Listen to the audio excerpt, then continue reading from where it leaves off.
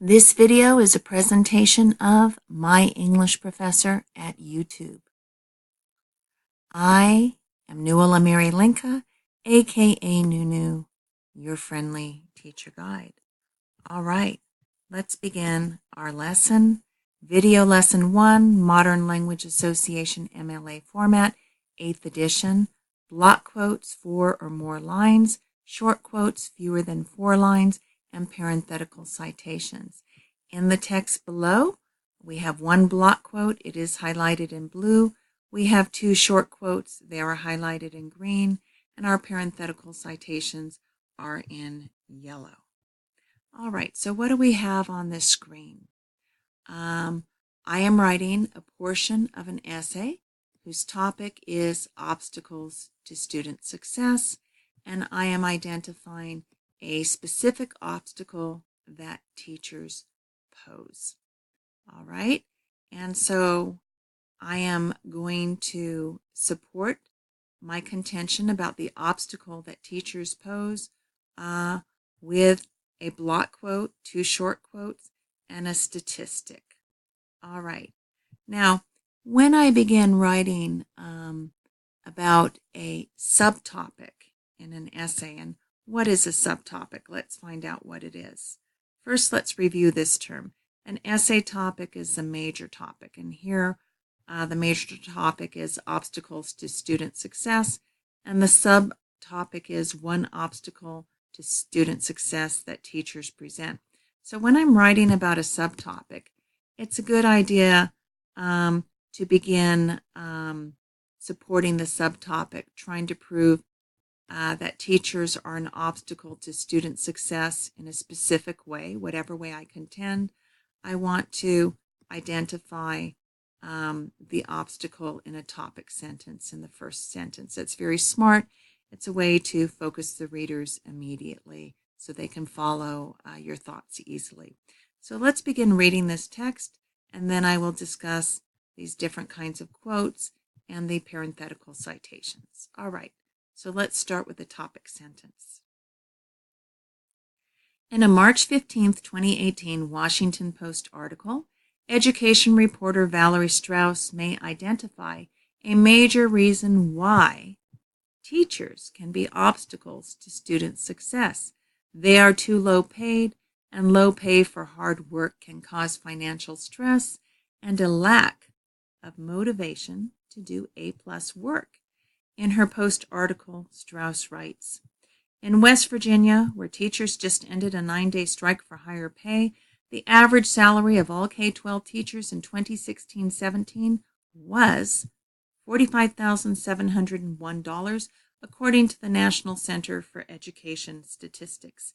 It was $45,622, according to the National Education Association, the largest teachers' union in the country. The U.S. Bureau of Labor Statistics reported a mean or average salary in 2016 of $45,240 for West Virginia high school teachers, $44,420 for middle school teachers, and $45,520 for elementary school teachers. What's the average salary of teachers in the Los Angeles Unified School District? Per the Los Angeles Daily News in a January 12, 2019 article, salaries begin at $50,428 and peak at $88,253. A veteran teacher would need a doctorate and decades of experience to qualify for the highest wages. Per Zillow in January 2019, the median home value in Los Angeles is $686,500. Los Angeles home values have gone up 6% over the past year, and Zillow predicts they will rise 6% within the next year. Can LAUSD teachers afford to buy homes in the neighborhoods where they teach? You do the math, and when you do, maybe you'll understand why more than 30,000 LAUSD teachers went on strike for more than a week in January 2019 to demand higher salaries, in addition to more resources and smaller class sizes, which currently range from about 33 to 43 students, according to a January 17, 2019 article published in the NPR website. If we want effective teachers, then we have to pay them fair wages. Okay, so you can see here that I supported my contention in the topic sentence that teachers can be obstacles to student success because they are too low paid, and low pay can cause financial stress and lack of motivation to do A+ work. Okay, now how did I format these quotes? Let's begin with the block quote of 4 or more lines in blue. What we do with the block quote is we indent it 5 spaces from the left margin, and it does not have quotation marks around it. Because it's indented 5 spaces, we understand that we're quoting. For shorter quotes, fewer than 4 lines, and the shorter quotes are in green, we work them into our text. We do not put them in a separate paragraph that is not a part of our writing as we do with the block quotes. We integrate them into our writing. And the neat thing about short quotes is we can just take part of a sentence, as I did here. I started in the middle of a sentence. I can take just what I need. And when I quote, I should never overquote, quote more than I need to quote. I just quote a block quote, everything that I need to quote in here. I don't want to use block quotes unless I need all of this information, and I thought I did in this text, so I used it. Okay, so let's talk about how these quotes are introduced first. Books and newspaper article titles are in italics. And so I have the Washington Post in italics and the Los Angeles Daily News in italics. Okay, and when I introduce a quote from a well-known publication like the Washington Post or the Los Angeles Daily News, I do not have to list the author of the article because the Washington Post on its own is credible. It's a plausible, believable source like the Los Angeles Daily News. But here in the topic sentence, I made the choice to introduce Valerie Strauss, okay? Now, when I introduce the Washington Post, I have to give its complete name in italics the first time I refer to it, but then I can abbreviate it to a keyword like post, and I can also have Valerie Strauss's name, and I can simply refer to her now once I've given her complete name as Strauss. And that is not disrespectful, it's just common practice. Now, if I had not introduced her name up here, when I introduce the quote, I would have to put a parenthetical citation here with her name. I would have to have Strauss right here. Okay, and why is this? Okay, well, we need to be able to practice what we call proper attribution. And what is that? So in proper attribution, we need to credit the source. Give the author, and that can be a person, people, or organization, credit for the information you quote from the text in writing. And we also need to make it possible for readers to locate the source to learn more information about the source. Now, how does a parenthetical citation make it possible for a reader to locate the source? Well, after we quote, we have a work cited. And so I see the last name Henry here. I have it here because I did not identify him as the writer, Mr. Henry, but he's right here, Henry Jason. I have Stokes for a statistic I lifted from an NPR website, and I can't just list a statistic without explaining who the source is. I don't want to pull a statistic out of the air. So I have Stokes right down here, Kyle Stokes, and all the information about how to locate him. And of course, I have Miss Strauss in the works cited, and I'm just going to erase this citation here because I don't need it. She is identified up here. I have her in the works cited right here. Now you'll notice that the works cited is in alphabetical order, and you may be curious about how to create a works cited, and I will teach you how to do so in another video lesson.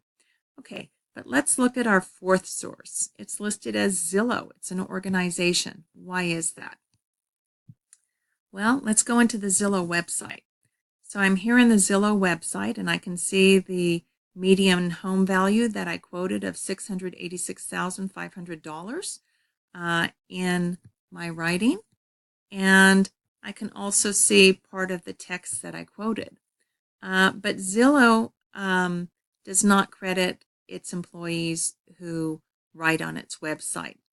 It just lists the title. So I have to put the title Los Angeles Home Prices and Values in the parenthetical citation so it can be traced, and I have it in quotation marks. We always put the title in quotation marks. Okay, and I can see that Zillow is down here as the author, and here is the title. All right. So the rules that I've just gone over with you for quoting are listed here in the video. You can find them right here in Format Rules, and you can review them and pause the video to go over all of this information that I've told you.